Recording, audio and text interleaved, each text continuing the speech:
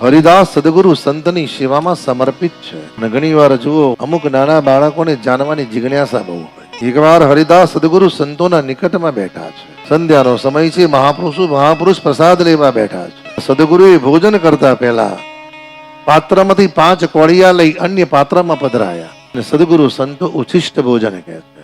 ઉચ્છિષ્ટ એટલે એઠું નહીં. અને ભાગવતજી તો કે આપણું એઠું ગાય કૂતરાને ન અપાય. તમારા પાત્રમાં વધ્યું છે ને તમારું ખાધેલું એઠું તમે ગાયને આપો છો તો તમને અંત સમયે ભયંકર રોગ થાય છે. કૂતરાને આપો છો તો તમારા મૃત્યુ સમયે તમને વેદના થાય છે. પાત્રમાં એટલું જ ભોજન લો કે જેટલું આપણને અનુકૂળ છે.